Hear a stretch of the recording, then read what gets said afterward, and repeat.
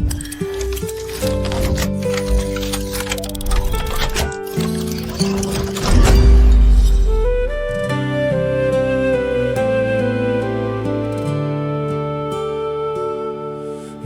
other God, no other King, and to you alone I sing. We've been purchased by your blood, my soul you redeemed, and you gave your life for me. I know I am not my own, I belong to the King enthroned. I know I am not my own, I belong to you alone. I'm yours forever, yours forever. To you I pledge my all and my everything. Lord, I surrender to you, my master. I belong to you and you alone. Forever I will serve and bow before no other throne.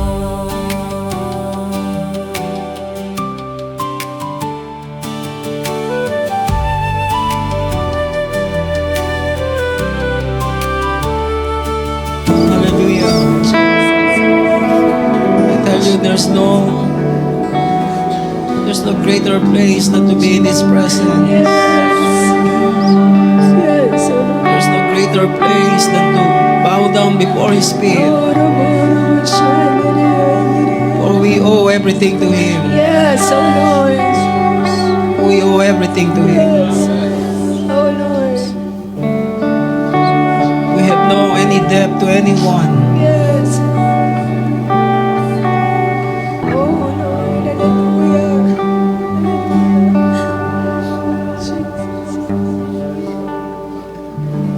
Everything we owe to Him.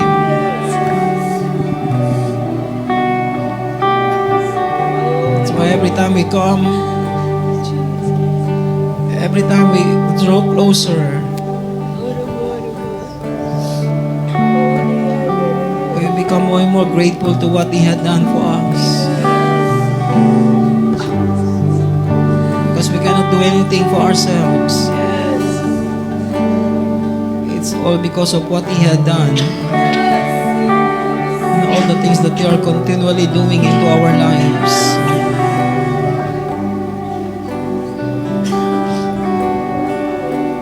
That's why we are changed by His presence.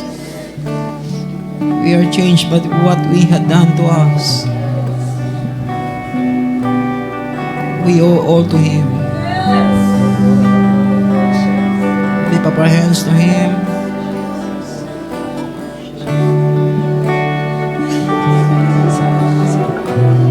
You know, the Bible says, "Oh God, you are my God." God must be our God. Meaning He must be everything to us. I shall seek you earnestly. My soul thirsts for you. My flesh yearns for you. In a dry and weary land where there was no water. Thus I have seen you in the sanctuary to see your power and your glory. Because your loving kindness is better than life. My lips will praise you, so I will bless you as long as I live. I will lift my hands in your name. My soul is satisfied as with marrow and fatness, and my mouth offers praises with joyful lips. When I remember you on my bed, I meditate on you in the night watches. For you have been my help, and in the shadow of your wings I will sing for joy. My soul clings to you. Your light hand Your right hand upholds me. But those who seek my life to destroy it will go into the depths of the earth. They will be delivered over to the power of the sword. They will be a prey for foxes. But the king will rejoice in God. Everyone who swears by him will glory. For the mouths of those who speak lies will be stopped. Thank you, Lord God, right now that this is our portion. That you will always put hunger and thirst in our hearts.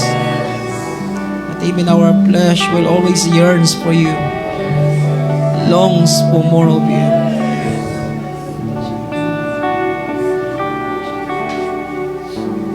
Oh, let this passion always keep growing inside our hearts.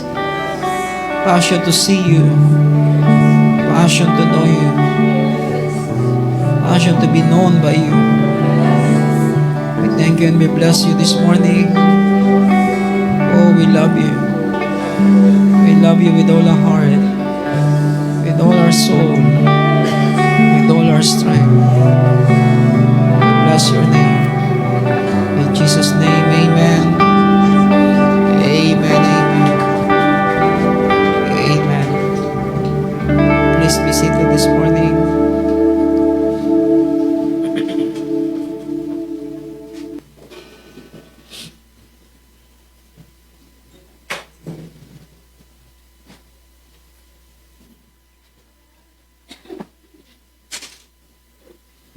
Let us finish these things.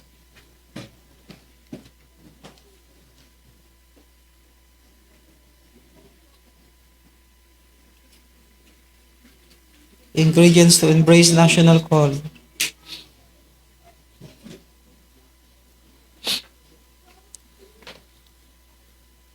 You know, the problem is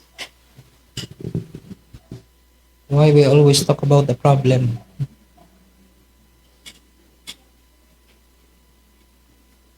You know, the problem is when we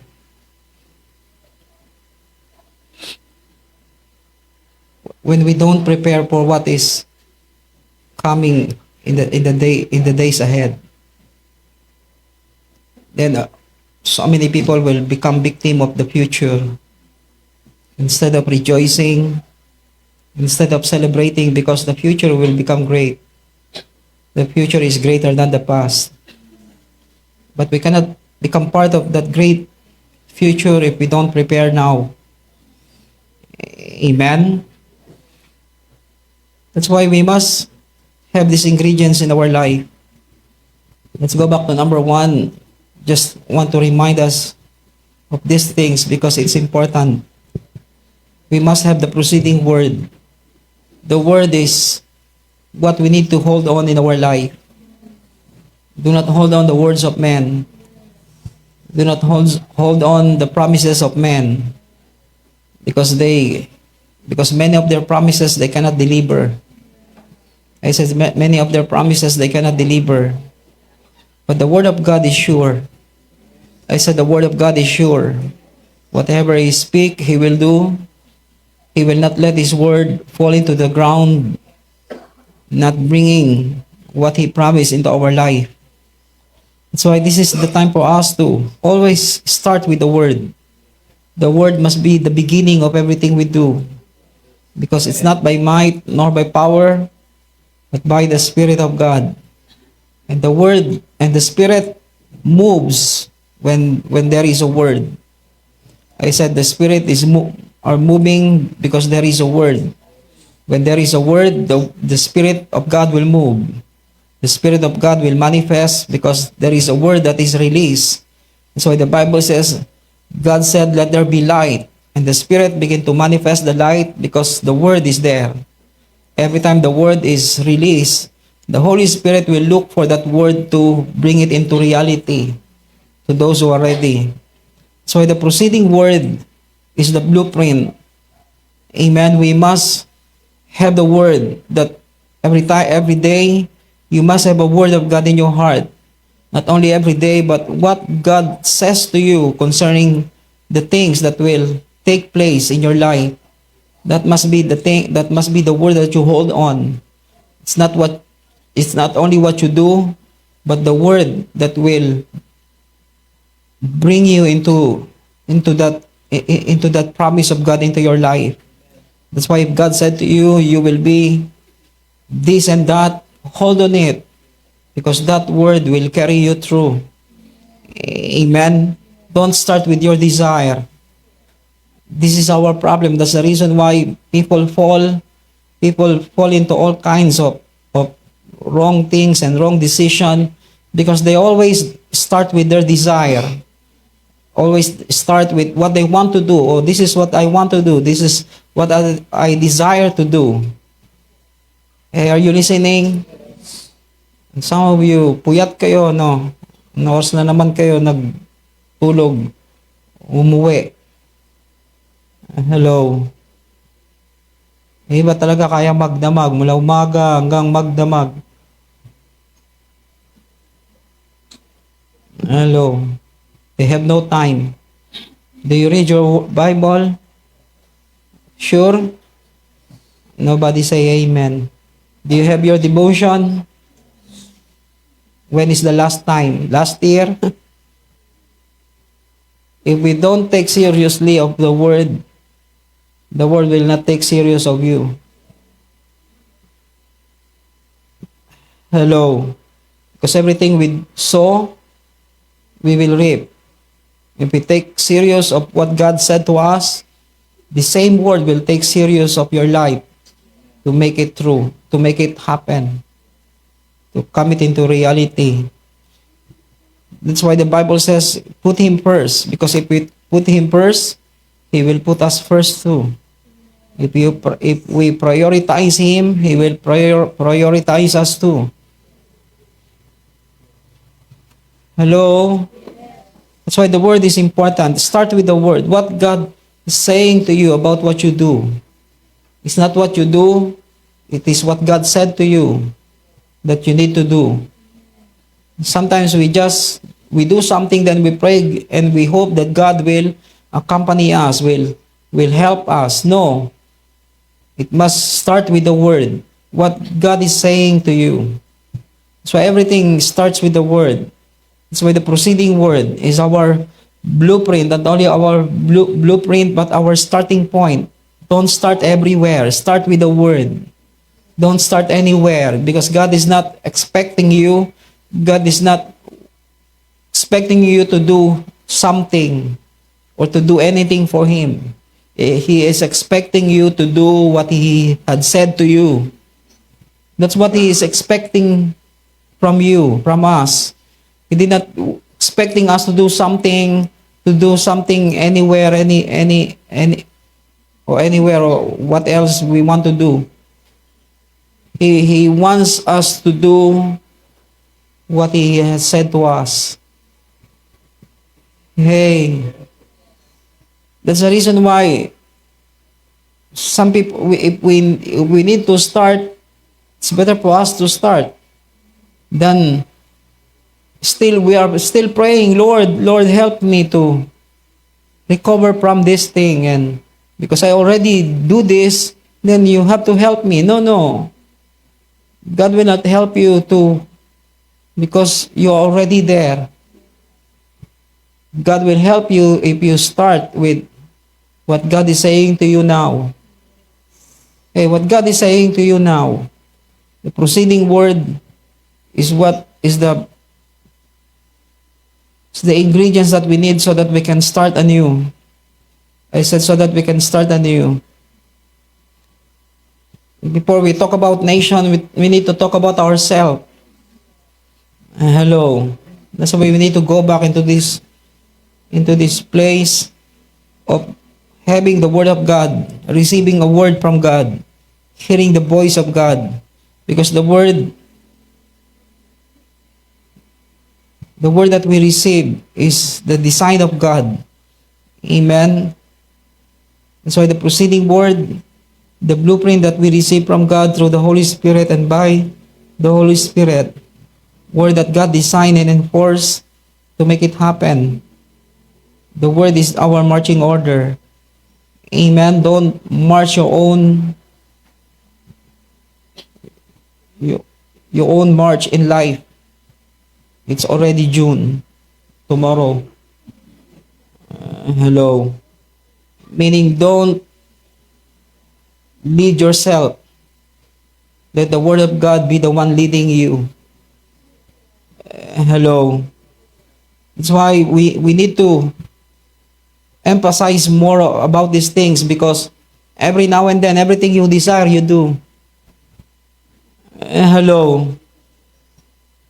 How long you will stop following your own desire and start to know how to confine yourself with what God is saying to you, or else you will be confined in the hospital. Hey, it's not a joke, it's true. Because if we will not confine ourselves with the word,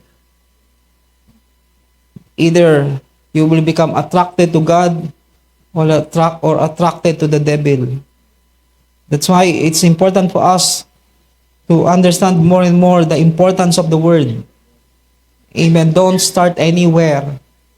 Don't start everywhere. Start with what God is saying to you. Don't start even with your desire.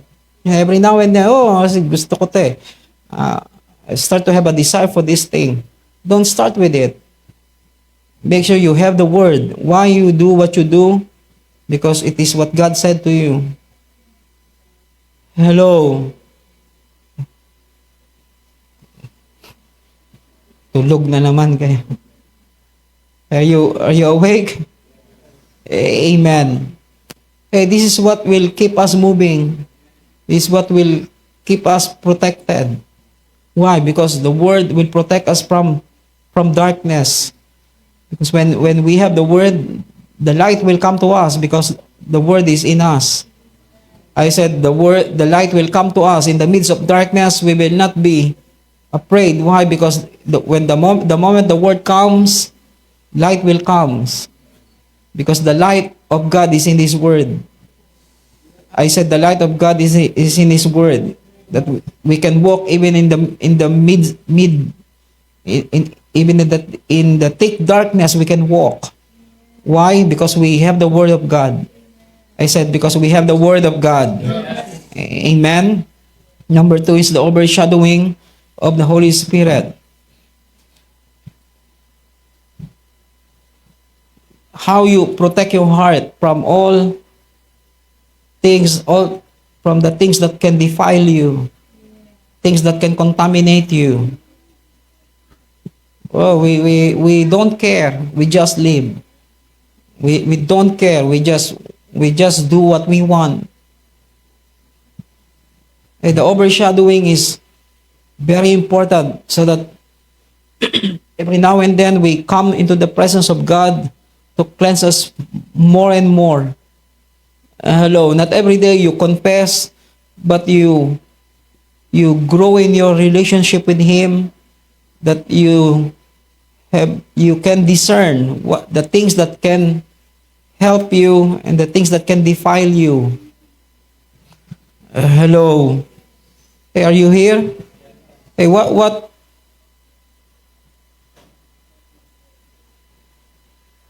Amen.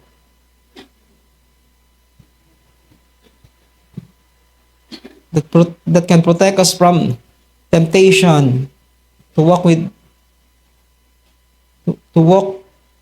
before Him without any personal agenda. And how you can protect yourself from all these things. Kaya pag maghapon, wala kayong ginagawa kung ano nung papasok sa isip nyo. Hello? Hello? Hindi ba naghanap na naman ng gagawin? Iba naman gagawin kung saan-saan gagawin. Ano naman ginagawa? Hey, make yourself busy with what God is saying to you. Every now and then, think about what God had said. Think about God's plan. Think about God's purpose. Hello. Okay, what kind of thoughts running into your mind? Hello, what is the subject of your mind? Pag gising mo sa umaga, wala kang subject sa isip mo. And the devil will give you something. Hello. Isa natatakot na talaga ako sa inyo. You know why? Because especially generation today, they can pretend. When they look at you, they look okay. Hello. It looks like they're so passionate with God. But when they live, when they go outside, they do other things. They don't have that kind of life. Hello, we must be the same inside out. Hello, do you want me to sing the song? Inside out. And that's why we cannot overcome all this contamination that is in the world unless we are overshadowed by God. Overshadowing meaning we allow Him to keep not just scrutinizing us, but keep telling us things that we need to remove in our life so that we become totally His. Okay, are you awake? Praise the Lord. Wake up your neighbor. Wake up the person next to you. Number 3 is the strength and capacity of our spirit. Amen. How you develop your capacity, making sure you stretch your capacity to carry God's plan and God's purpose in your life. You know, especially we as a governing church, we are so exposed with so many churches. Please don't post things on Facebook that is not appropriate, or else I will remove you. Facebook, Instagram, TikTok, TokTok. What else? Hey, please. It's not just about our name. It's about the God that we present to the people. Hello. We are so exposed that we need to be more careful of what we do, what we say. Hello. If you want to do anything you want, tell us first, then we will post it on Facebook. This person is no longer part of our church and we don't know them anymore. I'm not joking, because it's not just protecting the name of our church. It's about the God that we present to them. Then somebody will post you on Facebook because you are involved with this and involved with that. Hey, please. Please. Especially young people, they are just doing things and post it on Facebook. If they are angry, they post it on Facebook. Hello, feeling angry, feeling sad.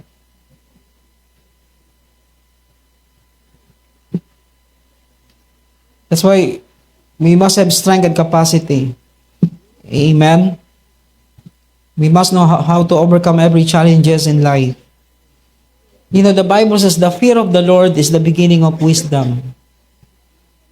Do you know that scripture? It's in the book of Proverbs. The Bible says the fear of the Lord is the beginning of wisdom. If we fear God, God will always give us wisdom to act, wisdom to make decision out of our fear with Him. Do we fear Him? Fearing Him is not, takot ako sa iyo, Lord. No, it's not about that. We fear not to hurt His heart. We fear to disobey Him. We have fear in our heart to disappoint Him. That's the fear of God that we are talking about. Some people, they don't even mind of one day that they don't even mind that it may it might go them to hell. Hey, just imagine, people are no longer afraid of those things. They don't have fear of God. They don't have fear of eternity. They just, "Oh, I go to church, everything will be okay." No, not everything will be okay. If you do wrong, then you will. That's why you must always remember that word. Some people, they are not too good to be in heaven. Hello. Even though you are good, but you are not too good to be there. To be good is not enough. Hello. Some people, they are not too bad to be in hell, but they will be in hell. Hello. They are not really bad, but they will be in hell. But people don't think of those things. Imagine. I don't know how we can explain to some people. But always, every day in our life, always consider God, consider your life in eternity. Hello. Consider God, consider people around you, consider the church where you belong, consider your family. The last you need to consider is yourself. Hello. But people always put themselves first. They don't mind of God. They don't mind of the church where they go through. They don't mind about the people around them. They don't mind. They're just minding themselves. Hey, if we have the fear of God, we will always think first before we do. Even the thoughts that runs into your mind, you can easily arrest it because because that fear of God that is in your heart, you don't want to have that kind of thoughts that will hurt Him or will hurt anyone. Hey, do you have the fear of God? The fear of the Lord is the beginning of wisdom. Number 4, we must have this clarity of God's intention, what He wants and what He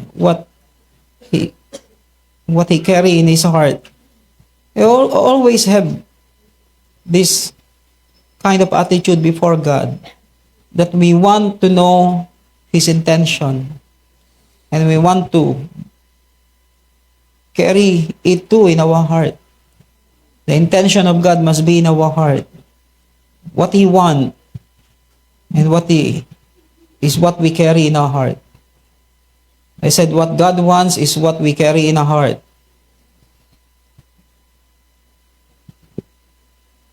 Hallelujah. Number 5, the resources that God made available for us. That's why don't look for the things that are not there. Always look for the things that God already placed in your heart.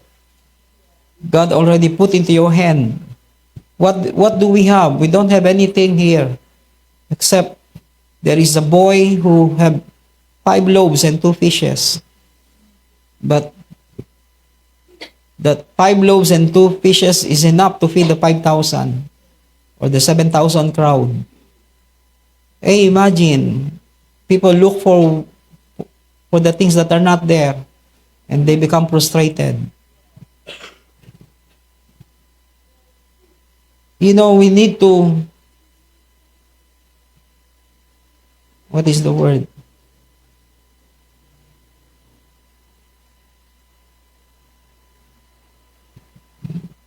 Huwag tayong mag-iisip lagi na makakatsamba tayo. Hello. Isang tayaan lang, makatsamba tayo. Even Christians get involved in all kinds of gambling and makatsamba. No. Always start with what you have in your hand. What do you have in your hand? What God put into your heart? What God put into your hand? Start with it. We don't need to go big time immediately. Then you will become a big time gangster. Hello. I learned how to labor hard, labor little by little until we grow up, until we become strong.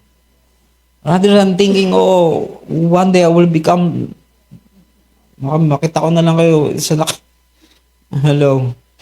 Just start with the little things. What 5 loaves and 2 fishes can do? Ano magagawa ng 2 isda at 5 tinapay sa 7,000 tao? Baka magkaroon pa ng stampede dahil lang doon. Hello. But if we know how to put it into the hand of God, so they can give it back to us more than what we give to Him. I'm not talking about giving. I'm talking about how we can trust God of what He put into our hand. Amen? Amen. The problem is we always look for big things. We always want to become big time. No. Even we only have 2 fishes and 5 loaves of bread. We can be used by God to feed the 7,000.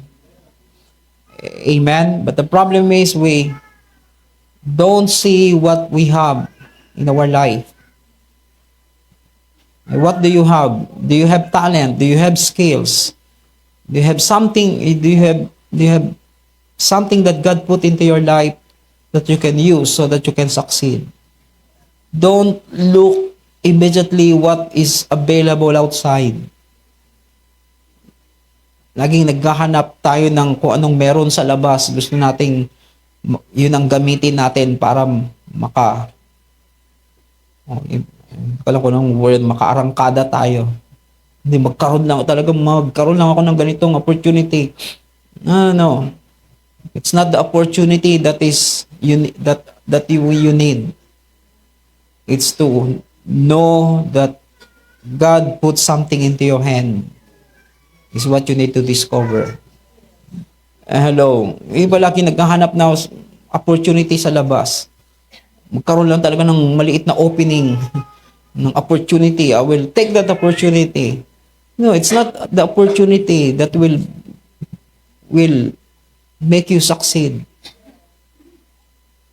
It's what you have in your hand. Hello.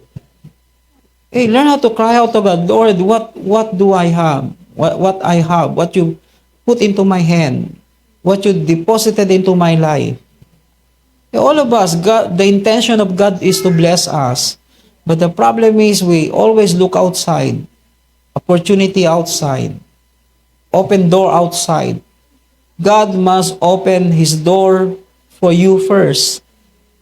If the door of God is not open to you, every open door outside will become a trap for you.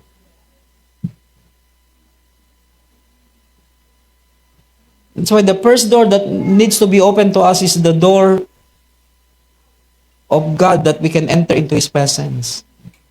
That He can easily touch us and change our lives. Because if this door is not open to us, then every other door will become a substitute to it.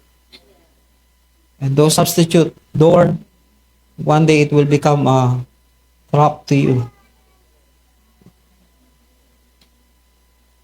That's why know the resources available. Number 6, the prophetic element, meaning it's the aspect of the word. Don't build anything in your life without the material of God's word. Amen? Because if it is not the word, one day it will be tested. Amen? There are two men who build their house. One built his house upon the sand, the foolish man, but the wise man built his house upon the rock. Amen. The same test, every one of us will experience the same testing. Winds will blow, waves will come, rain will come. But if we build our lives on the rock, on God's word, we will stand strong. Amen. We will not be swayed by the waves. Number 7 is the God factor. Amen. We must have these ingredients in our life. God is really moving in us. God's presence is really with us. You know, it's dangerous too. It's dangerous for so many people. They go up higher and higher, but they don't have God factor. They only use their own strength. They only use their wealth. They use their own wisdom. But they don't have the supernatural attesting of God. This is why the testimony of God, meaning the presence of God, is in us. Let's go to number 8. That's why remember the word. I said remember the importance of the word. Number 8, the revelation of the future. The revelation of the future that will shape nation and the succeeding generation. The revelation of the future that will shape nation and the succeeding generation.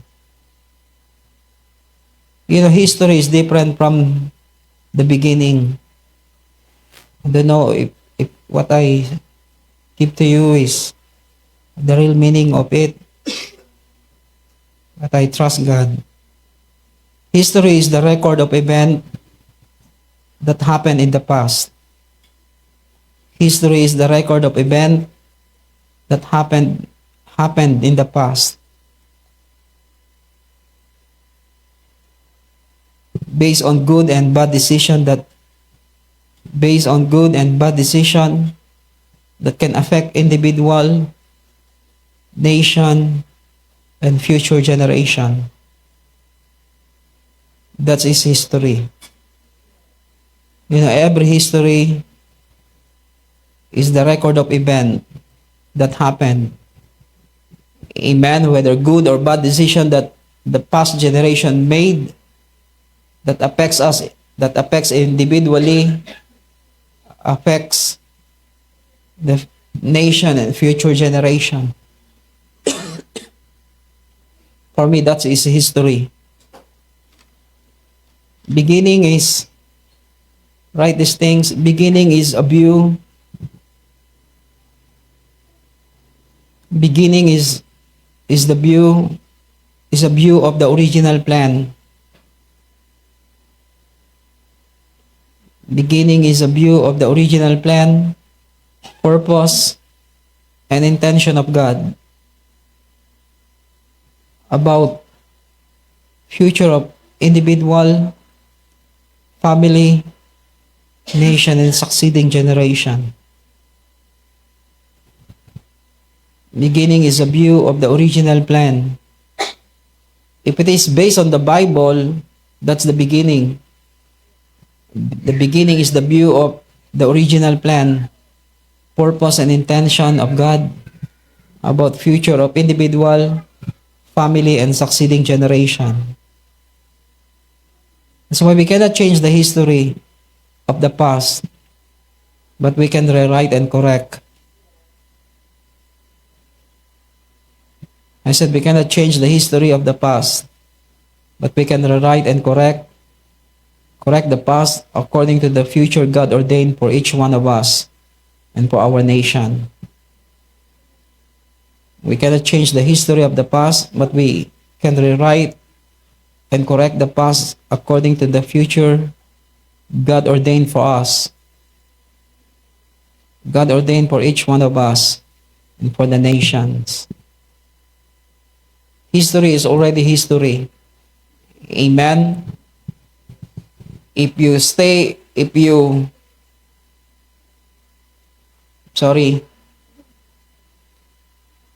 not just rely, but if you align yourselves with the history,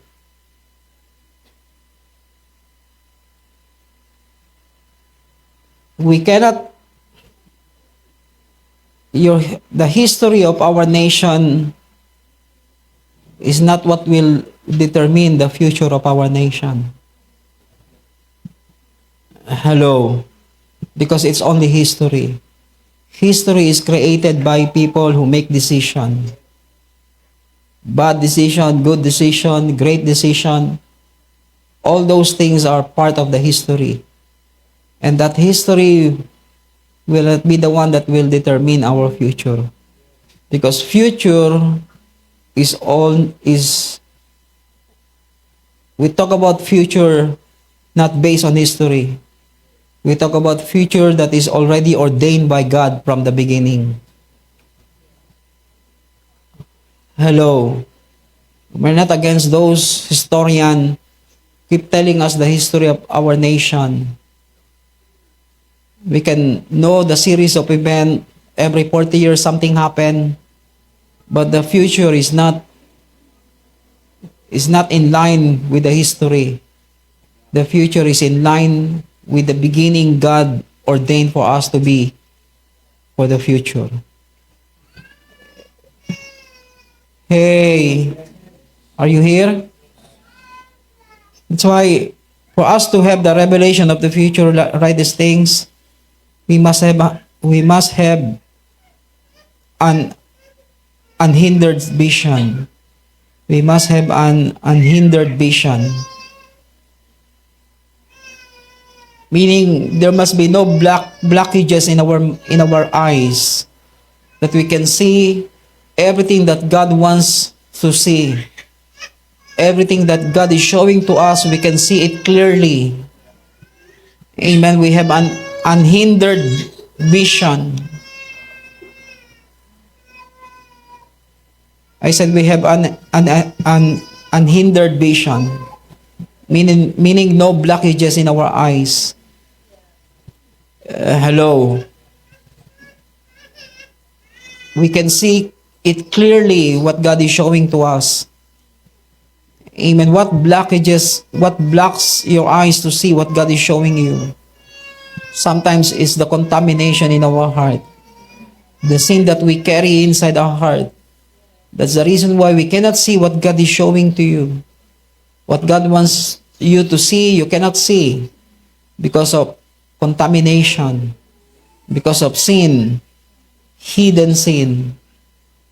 You know, hidden sin is dangerous because we keep hiding it. It's just a matter of time. It will explode right before your face. Hello. Are you listening?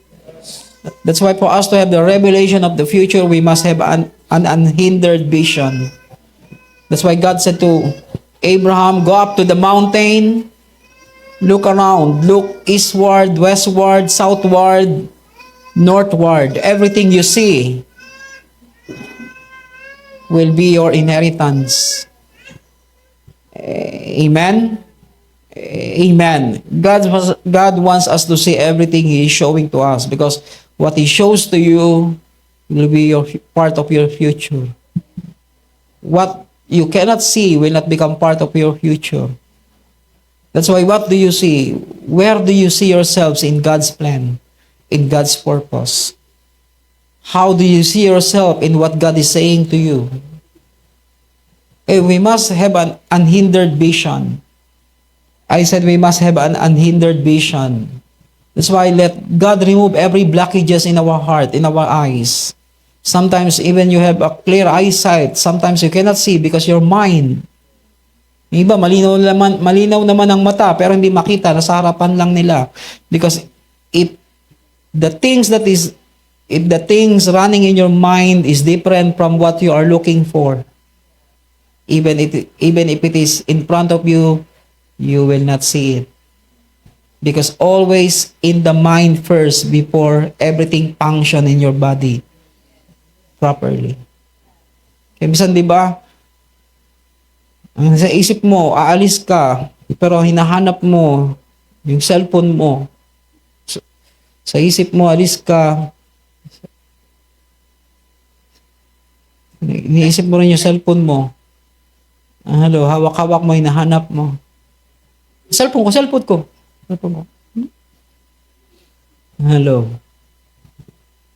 What blockages you to see? It's your mind. It depends on what you allow to run into your mind. That's why it's important for us to have a renewed mind. Hello, how we protect our mind from all contamination, wrong thoughts. Hello. One day, everything that is in your mind will be the words in your mouth.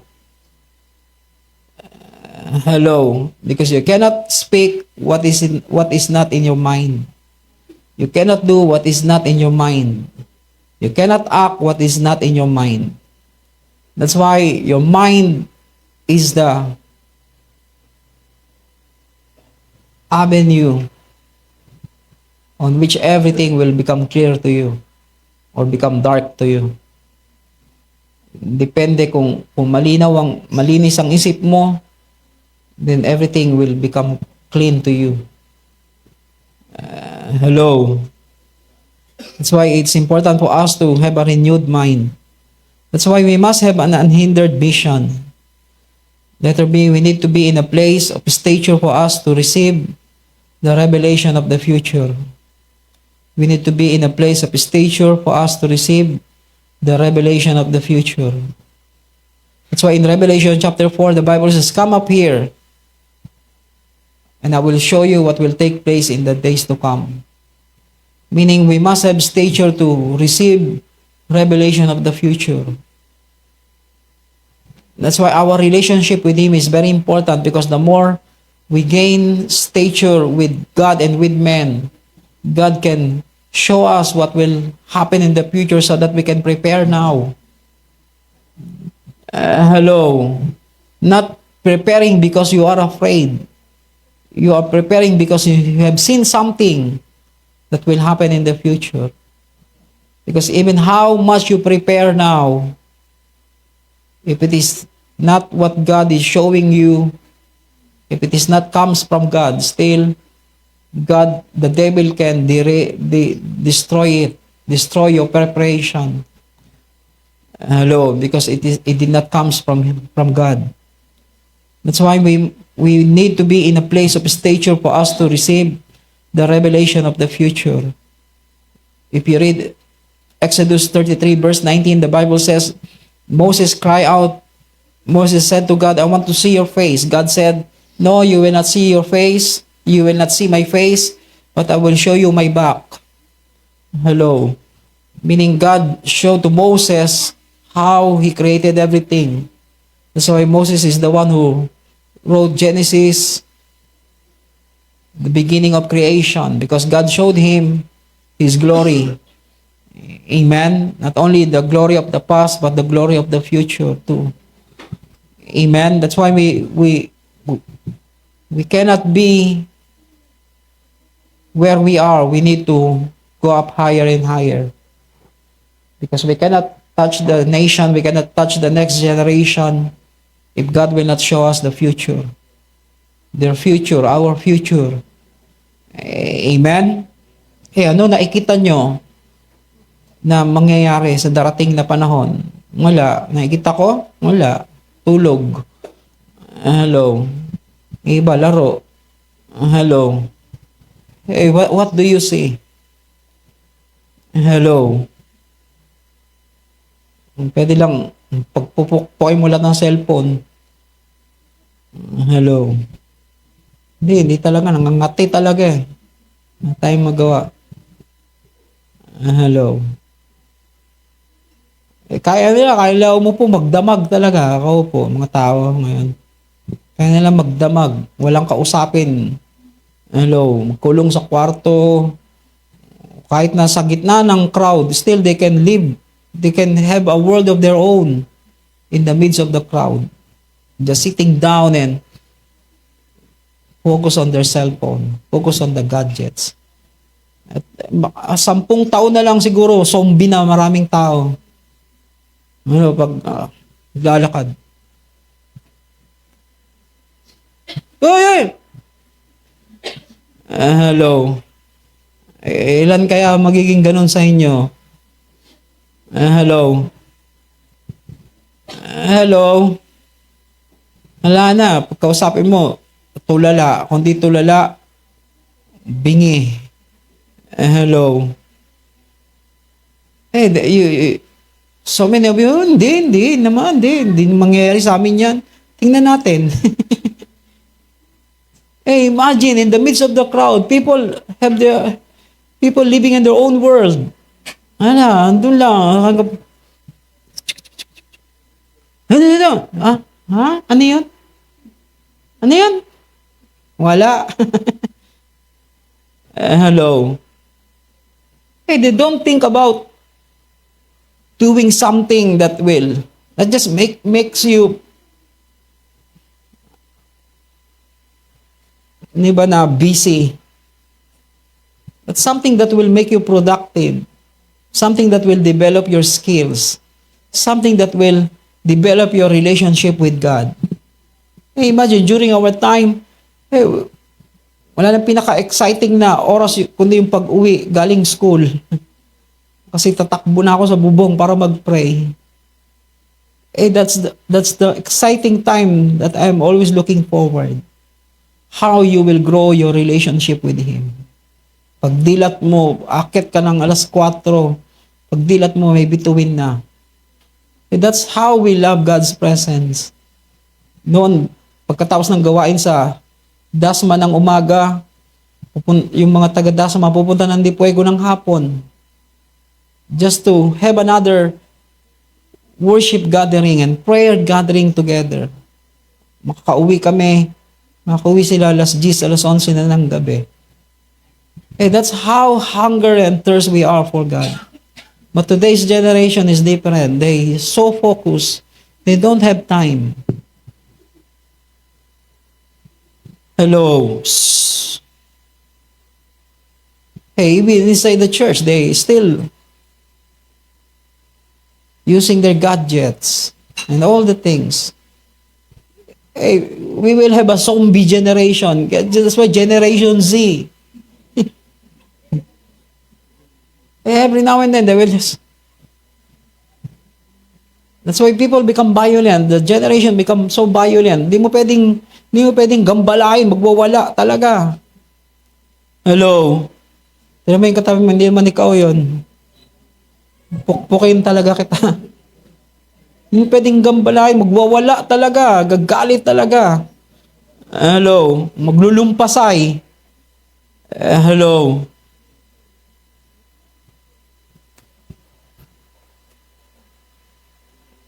Kaya mabuti talaga yung hanger. Hello. God must use everything, anything, to take back our generation. To take back this generation into the presence of God. Hello. I tell you, we enjoy life so much before. Hello, maglalaro kami, papawisan ka. Hello, it makes you healthy. Hello, akyat ka ng puno, isipin mo kung paano ka makakaakyat. Your minds are so useful in so many things. Problema mo, marunong ka umakyat, pero hindi ka marunong bumaba. Hello, that's me. Akyat akong puno. Time na. Hindi pa ako makababa. Teacher ko na pumunta doon sa... Garfield, papasok ka pa ba? Opo ma'am, hindi lang ako makababa. Tell you, our generation is so different. But, sabi nyo, hindi, kailangan makibagay tayo sa generation ngayon. No, no, no. We must teach them. Hello, that's why the Bible says, di ba sabi ng Diyos kay Moses, sabihin po sa mga sa mga Israelites, pag uupo sila, ikwento nila kung anong ginawa sa kanila ng Diyos. Pagtatayo sila, paalala sa kanila kung ano yung nangyari. Paano hinati ng Diyos yung dagat na pula at tumawid sila. Hello. We must remind them of what God had done to us.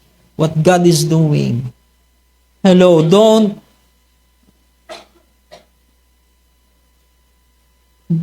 enter into their world. Let them enter into our world. Hello. Kaya yung mga tao ngayon, di ba, hindi ko alam kung anong nangyari. That's why it's important for us to, we must receive the revelation of the future. That's why God said to Moses, you will not see my face, but I will. But you will see my back. Meaning you will know how I created everything, and from that you will understand the future. You will know the beginning, and because I will show you the beginning, you will have a glimpse of what the future will be like. Amen? That's why we must find ourselves in God, in heaven, if we want to receive a revelation of the future. We must find ourselves in God, in heaven, if we want to receive a revelation of the future. That's why in Revelation chapter 4, God said to John, come up here. And John find himself in God, in heaven. I said, John find himself in God, in heaven. That's why where we find ourselves, we must find ourselves in God. Where? Not somewhere, not everywhere, but in His place. I said in God's place. Some of you think this is not important. But we talk about, if we are concerned about the future of our nation and our generation, we will pursue this thing. You know, the reason why for some of you, that thing is not important. This is important because we are concerned about the future of our nation and the future of our generation. Because if we don't have the revelation of the future, how we will prepare them of that what we call future. Hello. That's why we must grow. We have no choice but to grow. We have no choice but to find ourselves in God, in His place, in heaven. Hello. Or else we will just live every day and we don't know what will happen tomorrow and become victim of tomorrow. Number 9. The keys of the kingdom God gave to us. The keys of the kingdom God gave to us. If we want to have ingredients to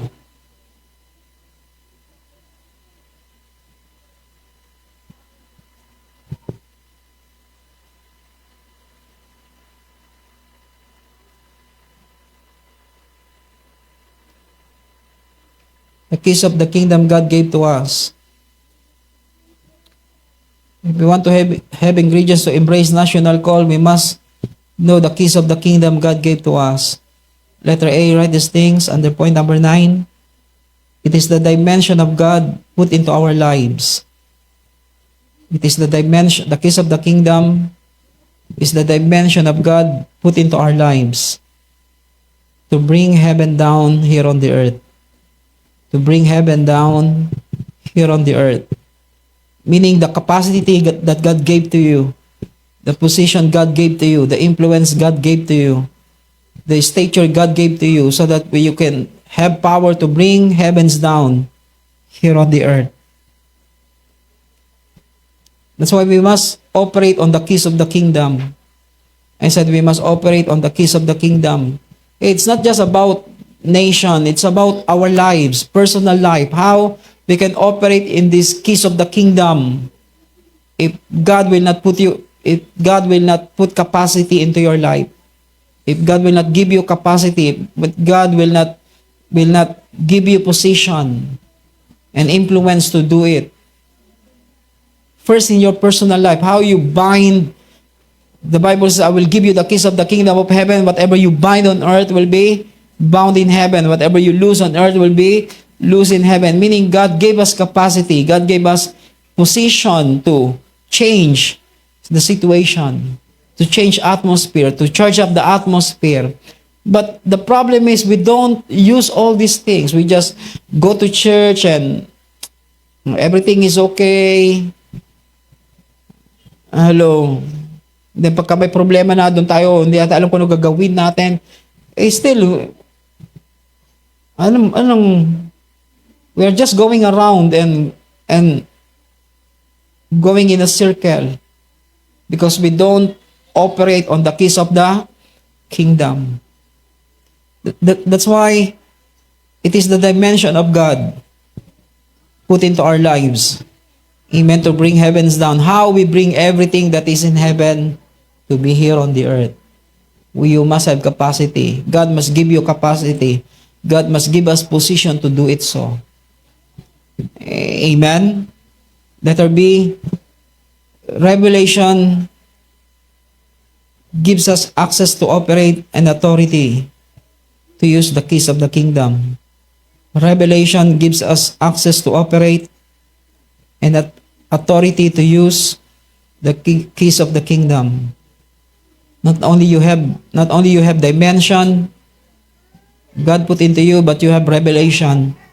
Amen. Revelation gives us access to operate and authority to use the keys of the kingdom. That's why Jesus said to Peter, flesh and blood did not reveal this to you, but my Father who is in heaven. And I tell you, you are Peter, and upon this rock I will build my church, that even the gates of hell will not prevail against it. And I will give you the keys of the kingdom of heaven. Whatever you bind on earth will be bound in heaven. It's in the revelation God gave to us, gives us power to operate in the keys of the kingdom. The revelation of who Christ is, the revelation of who Jesus is very important for us so that we can operate on the keys of the kingdom. Meaning we can charge up atmosphere, we can shut down hell, we can bring down heaven here on the earth. Letter C. Maturity is the key to know how to operate and use the keys of the kingdom. Maturity is the key to know how to operate and use the keys of the kingdom. That's why we must become more and more mature so that we know how to use the key. Susi, lahat binuksan mo. Hello. There's a key for every door. Oh, but we have master key. Master key is dangerous. Hello. Baka pati CR buksan mo, hindi ka naman dapat nandun. Oh, master key ako eh. You must know, if you are mature, you will know how to use the key. Because if you have the key, it doesn't mean you can open every door. Because there is a key in every door. Now we talk about master key. Master key is not used by immature people. Will not be given to immature people. Hello. It's not because you have master key you can open every door. You must know how to live.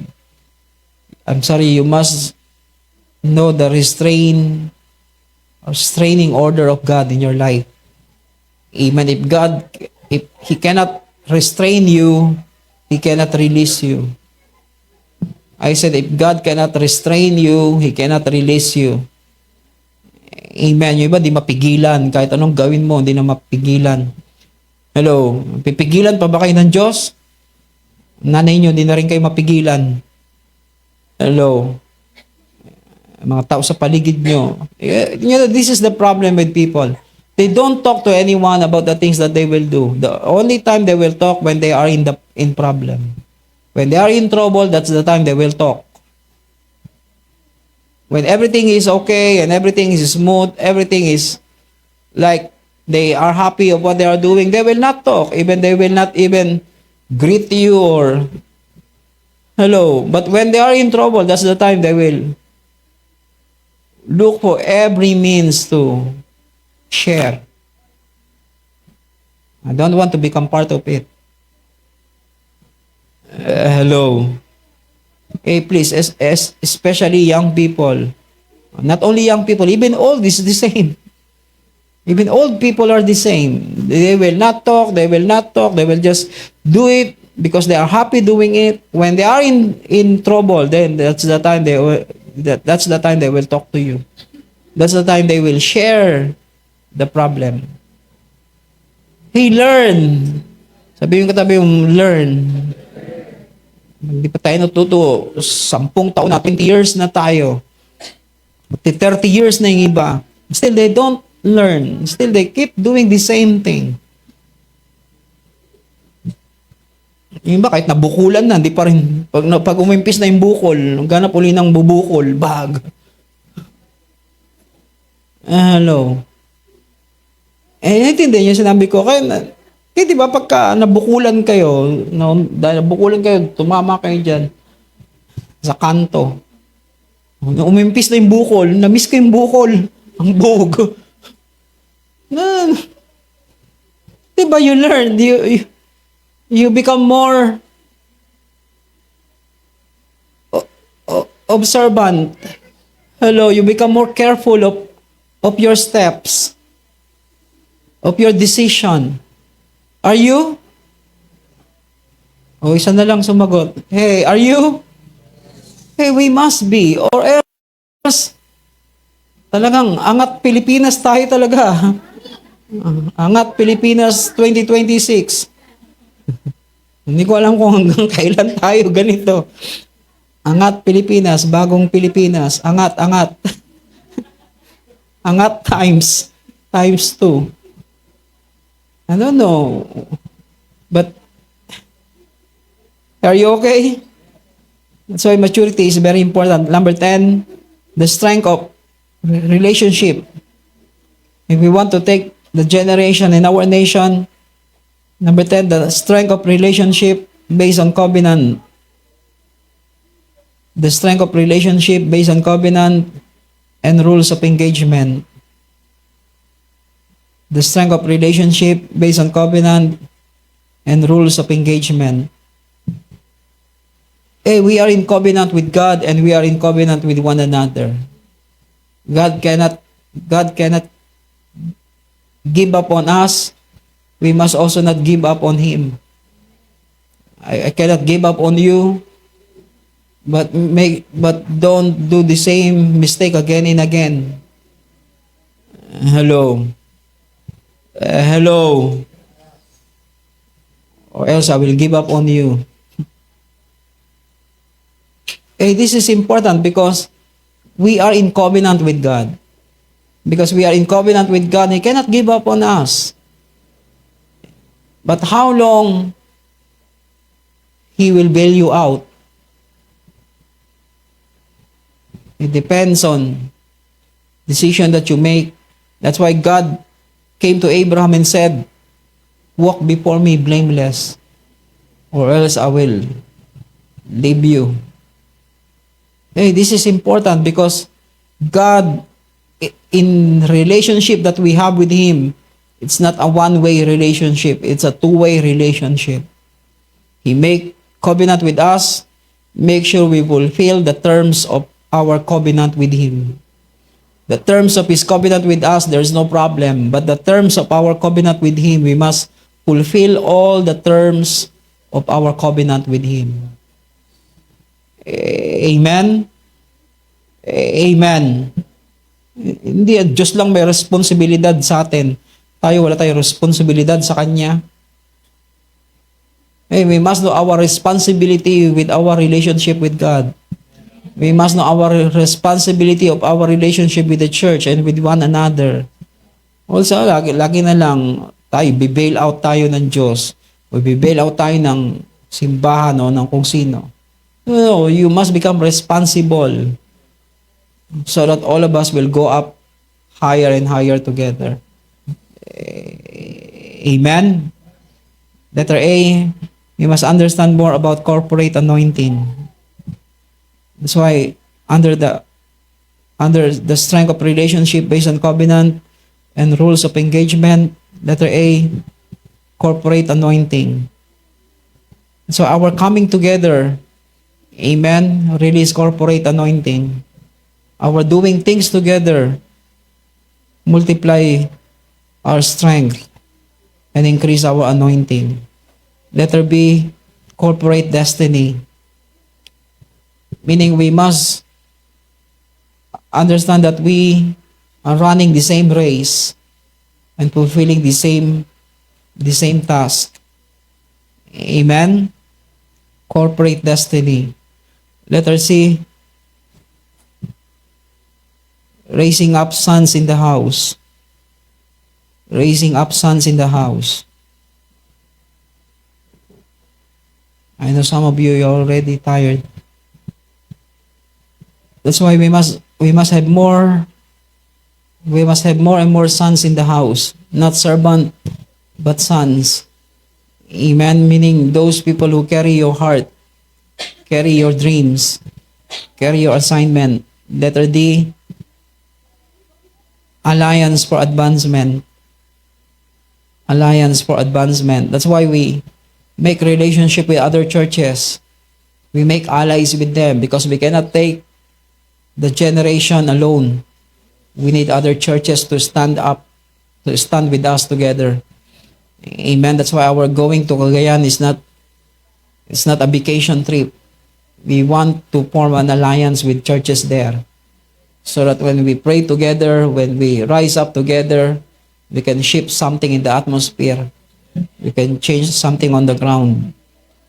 That's why alliance is very important, especially in the days of battle. We must have allies. We must have somebody who can fight battles together with us. Amen. Letter E talks about the power of one. Amen. The Bible says in Genesis 11, they have one language. Amen. They have one purpose in mind. That's why they build up the Tower of Babel, that their desire is to reach heaven. God said there will be no impossible for these people. That's why God confused them. But in Acts chapter 2, the Bible says, when the day of Pentecost had come, they are all together in one place. Amen. Not only in one place. Why they are in one place? Because they have one mind. Amen. That's why the power of one is very important. Number 11, our identity in Christ. Our identity and authority in Christ. I'm sorry. Our identity and authority in Christ. That's why if we want to embrace national call, we must know our identity and authority in Christ. Letter A, all authority in heaven and earth has given back to our Lord Jesus Christ. Meaning all are His. All authority in heaven and earth has been given back to our Lord Jesus Christ. It means all are His. Amen. And we must know that all authority is given back to our Lord. Amen. Letter B, all authority is what we have. All authority is what we have when we are sent into our assignment. I'm sorry. All authority. Okay. All authority is what we have when we are sent into our assignment. That's why we must know that we have all the authority when God sent us into our assignment. Amen? Do we have all authority? Because we are sent by God, we have all the authority to execute it. Amen. Are we sent by God? If we are sent by God, God gave us all authority to do it. Letter C, all authority is to have all His presence with us. All authority is to have all His presence with us, within us, for us, behind us, before us, and through us. All authority is to have all His presence with us. All authority is to have all His presence with us. Within us, for us, behind us, before us, and through us. Letter D, all authority to advance His kingdom. Meaning, the authority God gave to us is for kingdom advancement. Not for you to be somebody. That authority is not to make you somebody. That authority is for kingdom advancement. Are you here? Letter E, all authority to do. All authority to do and teach and execute God's plan. All authority to do, teach, and execute God's plan.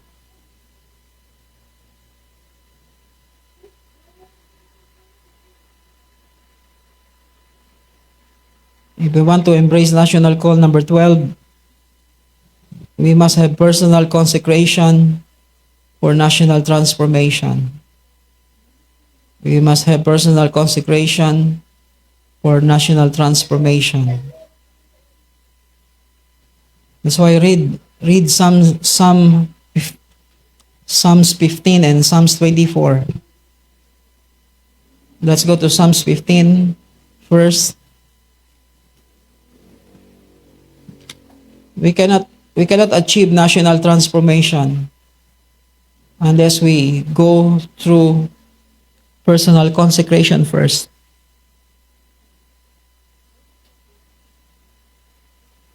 Psalms 15.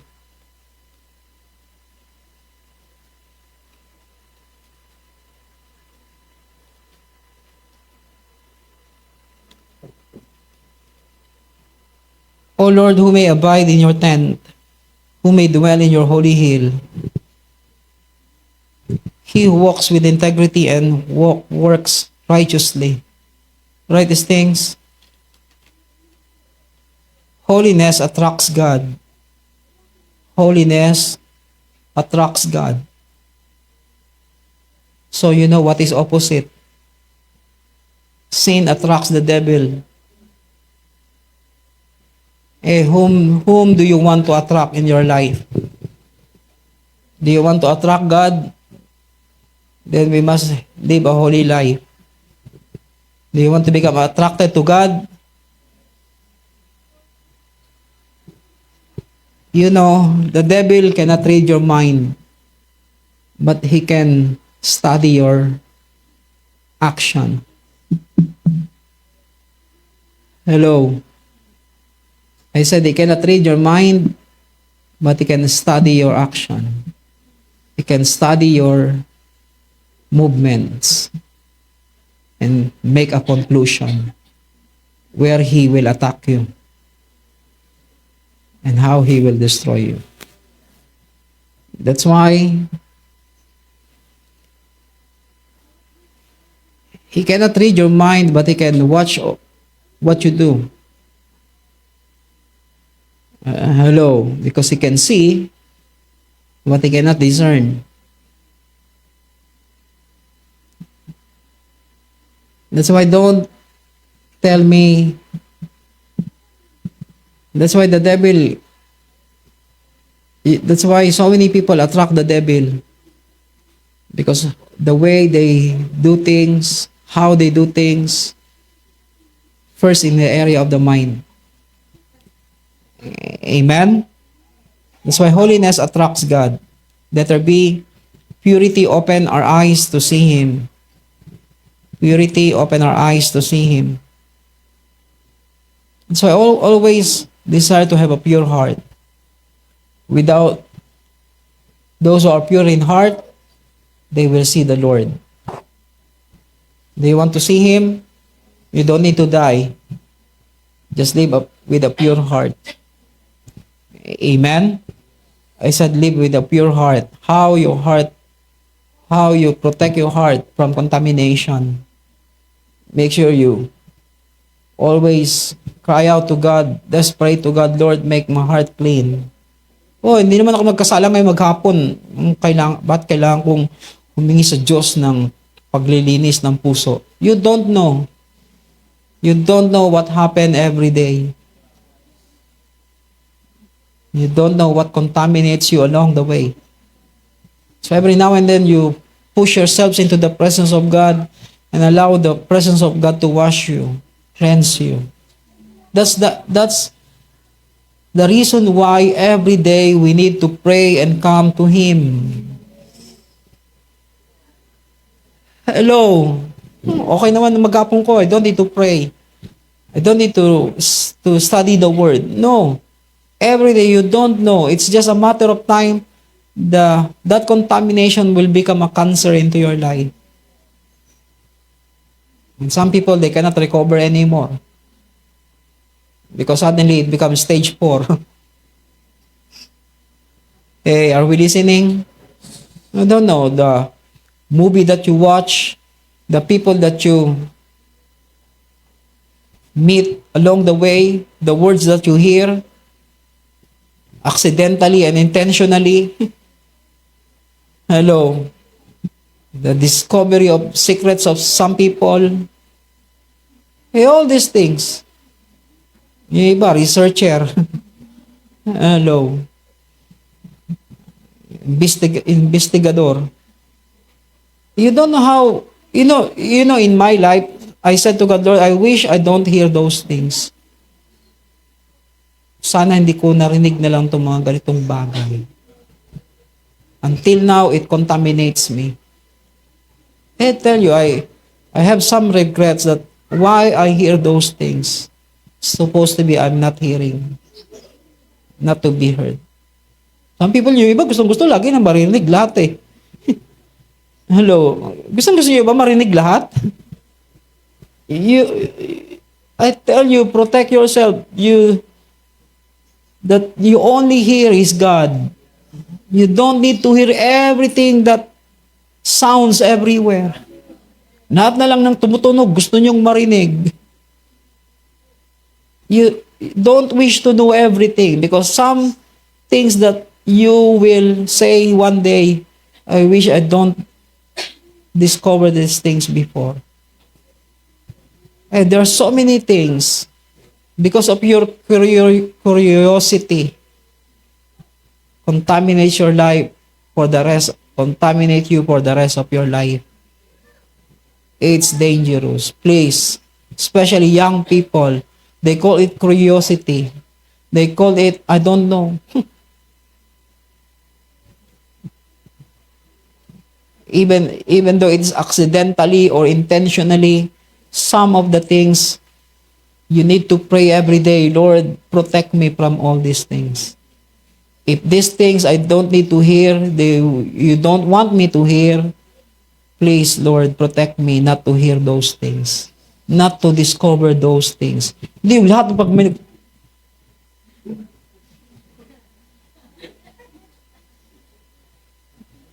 I tell you, that's why, look at so many people, they are contaminated. Their mind is contaminated. Their emotion is contaminated. Their decision is contaminated.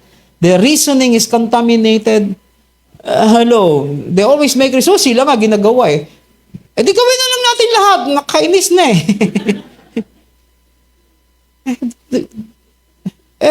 Alam ko talaga, isang araw na frustrate talaga ako.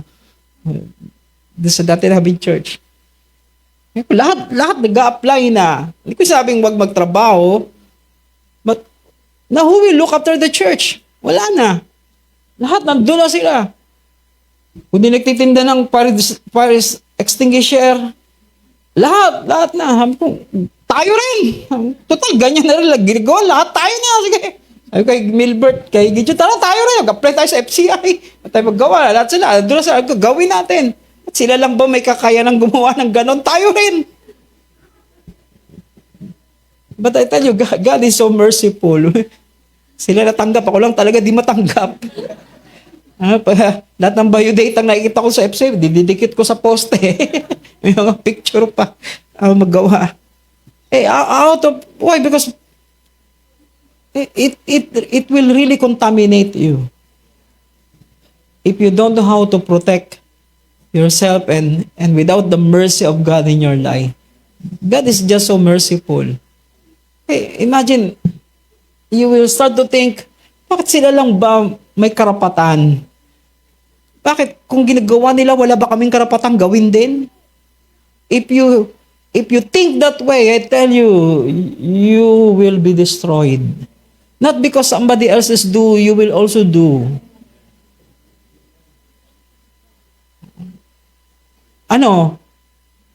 Minsan gustong yugyugin talaga yung iba.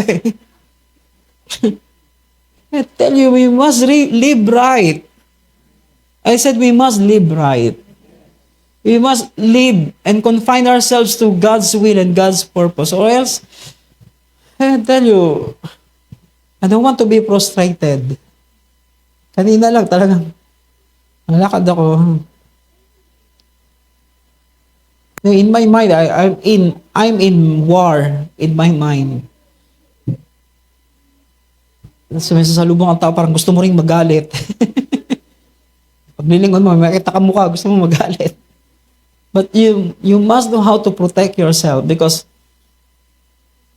everything you carry inside, you must know how to subdue it with what God wants you to do.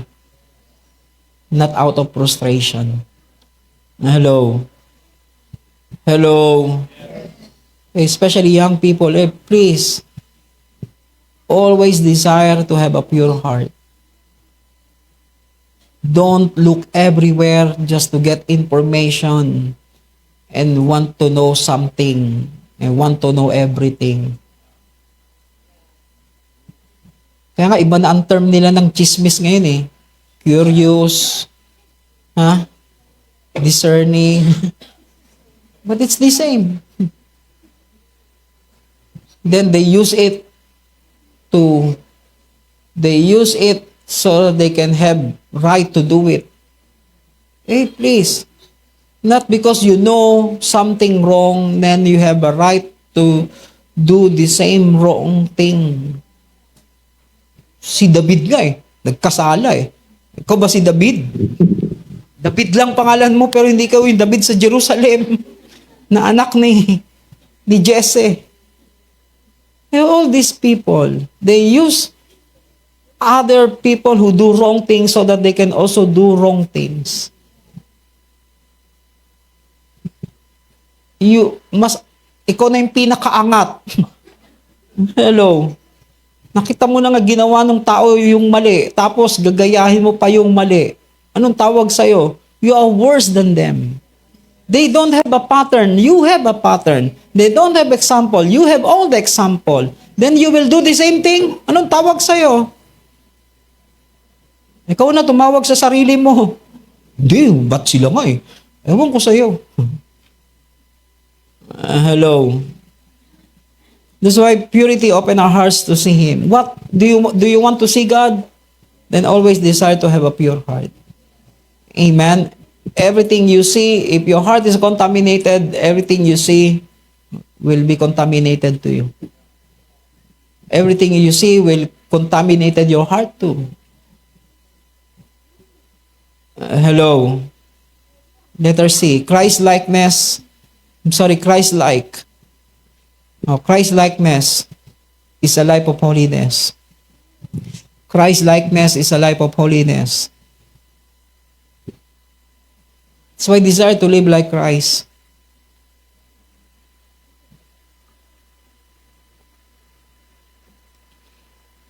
Holiness, hindi yung nakaganong kalaki. Hello. Minsan sa church ko lang talaga mga ganun po pag nakaupo. Holiness is not how you walk and how you dress up yourself. Holiness is to live like Him. To have a life like Him. Amen? Letter D, be the carrier of God's presence. Be the carrier of God's presence. You always desire to carry God's presence in your life. Okay, let's read Psalms 15, then we will end in Psalms 24. O Lord, who may abide in your tent, who may dwell on your holy hill, he who walks with integrity and works righteousness, and speaks truth in his heart. Hey, do you speak truth in your heart? Yung iba, alam nyo, pag sanay ka na magsinungaling, pagka nagsinungaling ka, wala nang kumukurot sa puso mo, kinikiliti ka pa. When you tell lies, immediately something, what you say is not true. Is there still a voice behind? O wala na? Wala na? It's dangerous. Like when you tell a story, alam mo, nung nandun kami sa rally, lahat sila tumakbo, ako lang hindi. Tumakbo ka. Pag wala nang ganon, bida ka talaga. Tell you, because you are expert in telling lies, you must tell the truth. Nothing but the truth. Don't add, don't subtract. You must have that in your heart. You say everything about the truth. Amen. Yung iba, hindi. Imagine, sabi ni Peter, magkano? Ganto lang po. Ganyan lang talaga, opo. Peter gave him a chance. Hello, if Ananias and Sapphira retract their statement, do you think God will forgive them? Yes, God will forgive them. But they don't retract their statement. They stand on lies and God cannot stand on lies.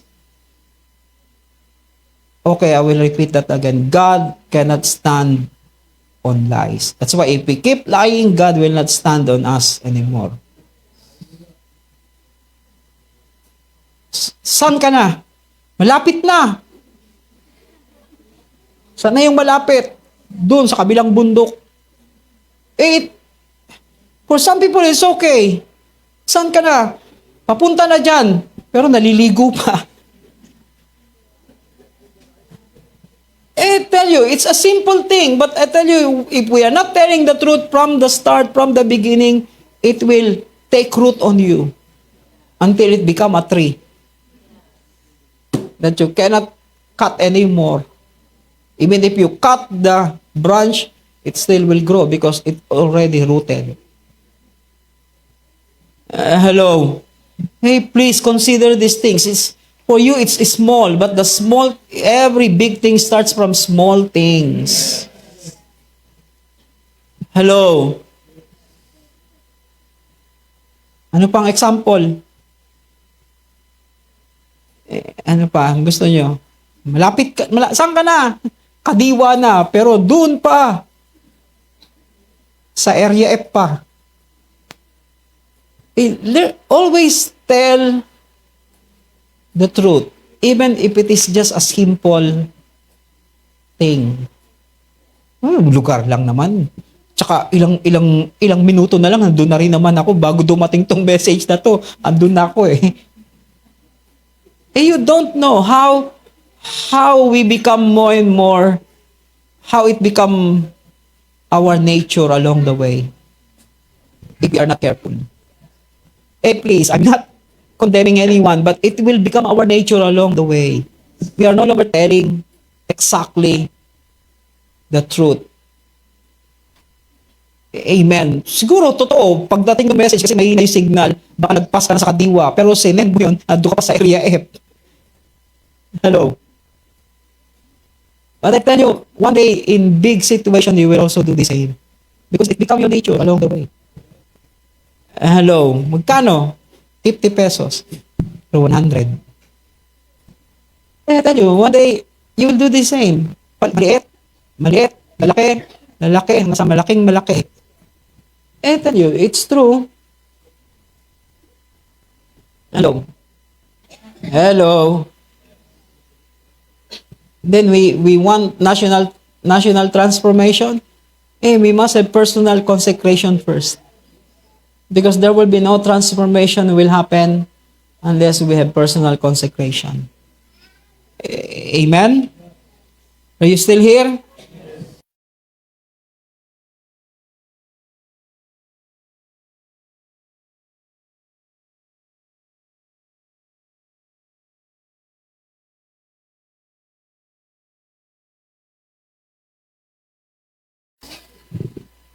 Verse 3. He does not slander with his tongue, nor does evil to his neighbor, nor takes up a reproach against his friend. Kaya minsan, di ba, minsan sa church, walang totoong magkaibigan. Banatan ng banatan sa isa't isa. Pag nakatalikod, pagka siya yung bida, pag yung wala, yun ang kontrabida. Tell you, mangyayari sa atin? Hello. Hello, I'm not talking about people outside. I'm talking about people here. How long we will live that way? We don't know how to help one another, lift up one another. We always want to be the bida, la bida. Pag iba yung kausap, siraan yung isang tao. Hello, ganun din yung iba. No. Kailan kayo nagkwento na binida nyo yung ibang tao, hindi yung sarili nyo? Hello. Amen? Kwento mo yan eh. Ikaw talaga bida. I tell you, we must, that's why Christ-likeness is to have the mind of Christ. What is in the mind of Christ? It's in Ephesians chapter 2. Amen? Amen. I tell you, I want to take more of your time this week. I know some of you are hungry. Kaya iba din na bumabalik sa church natin. Tagal sa church na yan. In whose eyes reprobate is despised, but who honors those who fear the Lord. He swears to his own heart, and does not change. He does not put out his money at interest, nor does he take bribe against the innocent. He who does these things will never be shaken. Hey, do you want not to be shaken? Do all these things. Psalms 24.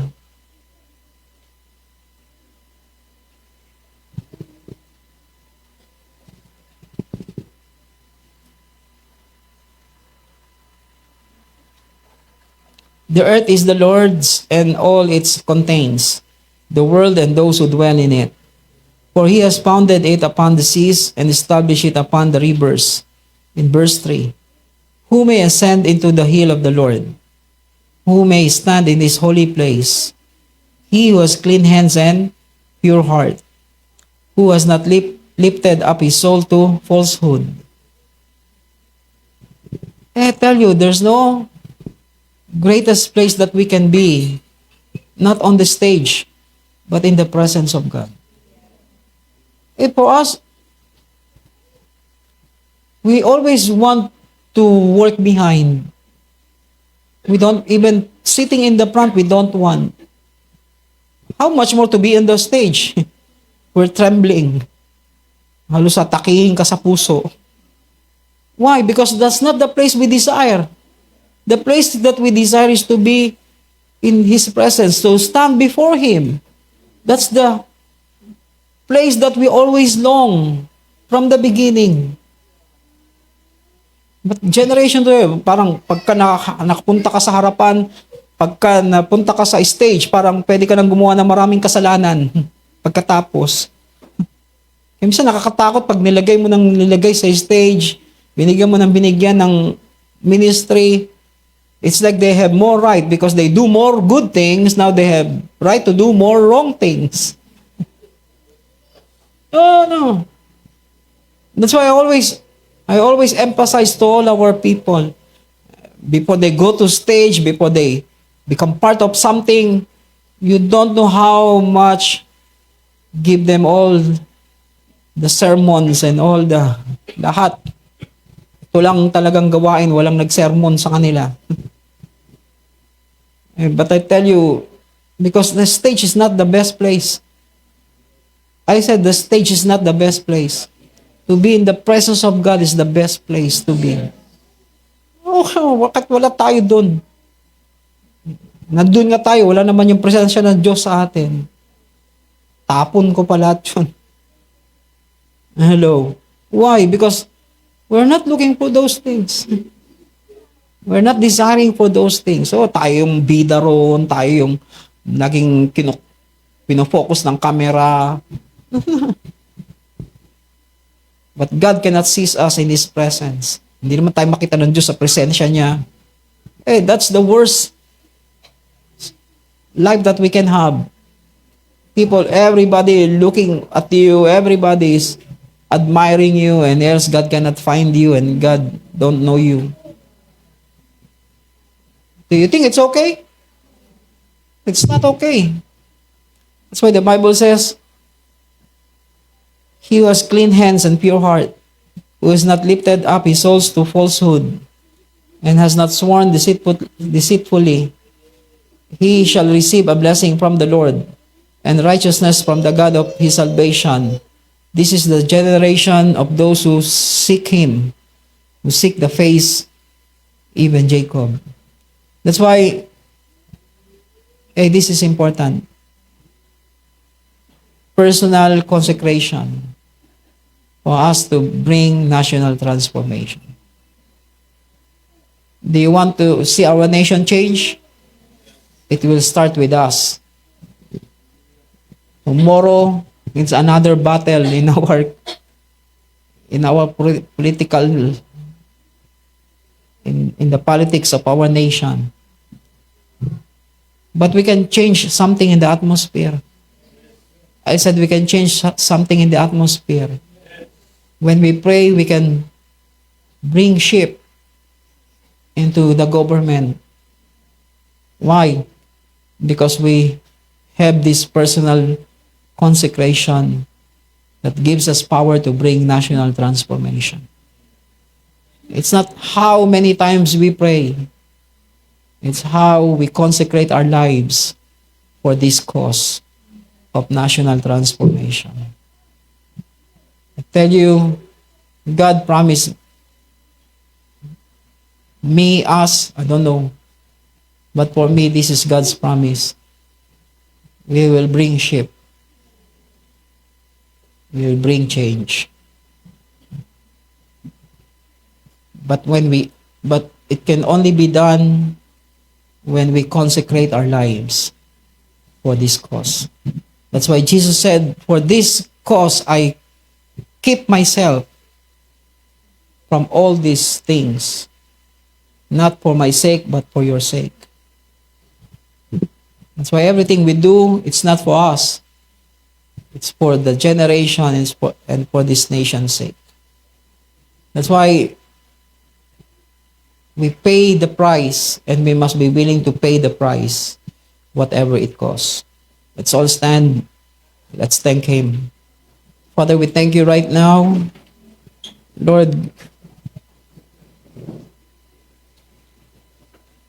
purify our hearts, Lord. Make our hearts pure. Make us more and more like you in everything we do. Lord, give us more hunger and thirst. Make us more passionate for you.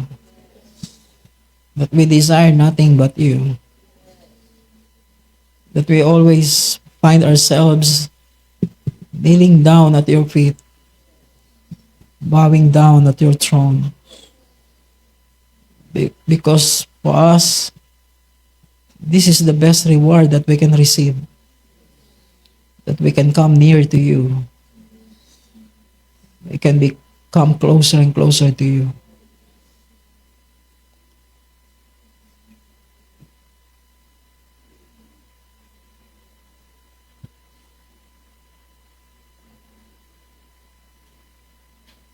Hallelujah. Lift up your hands.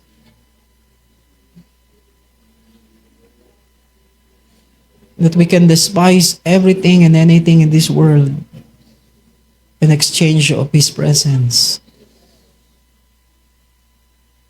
That must be our attitude. That must be our heart for Him. We can despise all for the sake of having His presence in our life.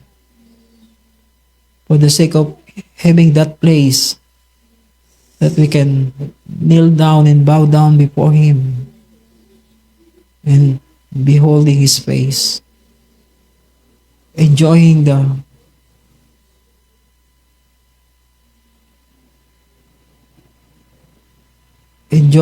communion with Him and our fellowship with Him. I tell you, you must have that kind of desire.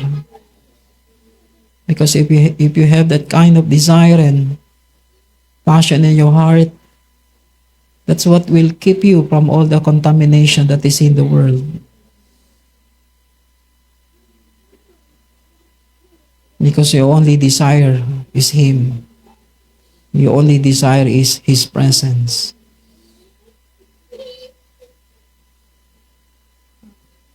Come on, just pray and begin to talk to Him. Let God give you that kind of desire and character in your heart, that you can despise and let go of anything for the sake of winning His heart and having a place in His presence. Hallelujah. Hallelujah, Lord. Oh, hallelujah, hallelujah. Hallelujah, hallelujah. Hallelujah. Oh, Robo Shandri, Andri, Andri, Ande. Yandri, Alalalama, Sikri, Yakaraya, Lalalama, Shandri, Alalalama. Yendri, Alalalama, Sikri, Yakaraya, Lalalama, Shandri, Andri, Ande. Oh, we worship you, Lord. We worship you. We worship you.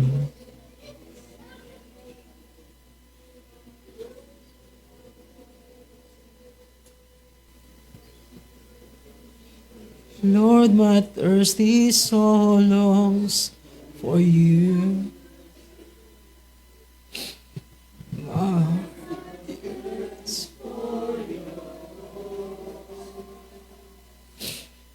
Let me know the secret of your name. Help me see the price.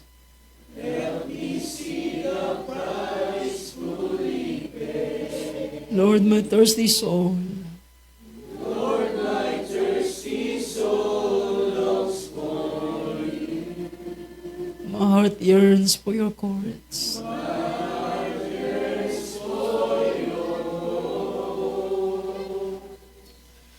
Let me know the secret of your grace. Help me see the price fully paid. And my heart will cry. And my heart will cry. Holy, holy to your name, till my soul is satisfied at the wonders of Lord, I seek your glory and your face. Lord, I seek your glory and your face. I search for your everlasting courts.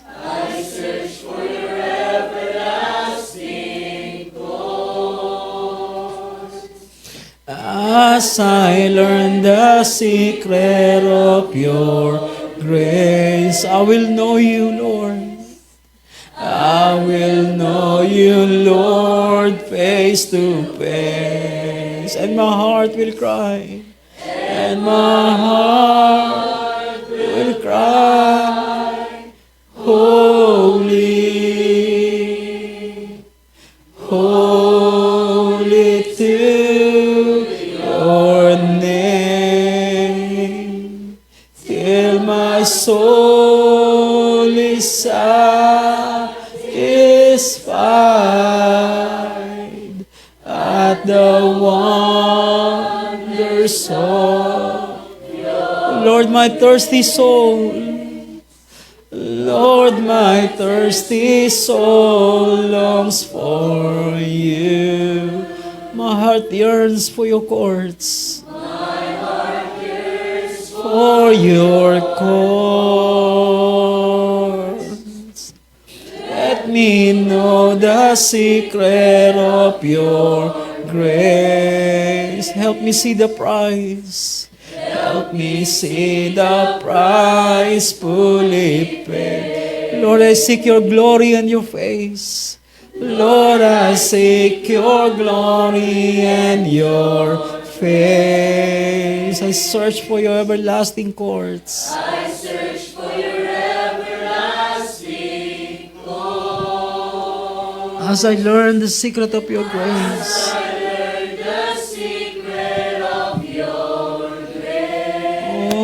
I will know you, Lord. I will know you, Lord, face to face. And my heart will cry, holy. My heart will cry, holy. Holy to your name. Till my soul is satisfied at the wonders of, oh, and my heart will cry holy, and my heart will cry holy, holy to your name, till my soul is satisfied at the wonders of your grace. Father, we thank you right now. Thank you for giving us this hunger and thirst for you, passion for you, passion to know you, passion to pursue your presence in our lives every day until we become a carrier of your presence. We thank you, Lord. I pray for your blessing upon each one of them and bless their family too and bless all the works of their hands. We thank you, Lord. Even those who are sick, let them be healed in Jesus' name. And those who have need, let every needs be met in the name of Jesus right now. We thank you, Lord. In Jesus' name, amen. Amen, amen.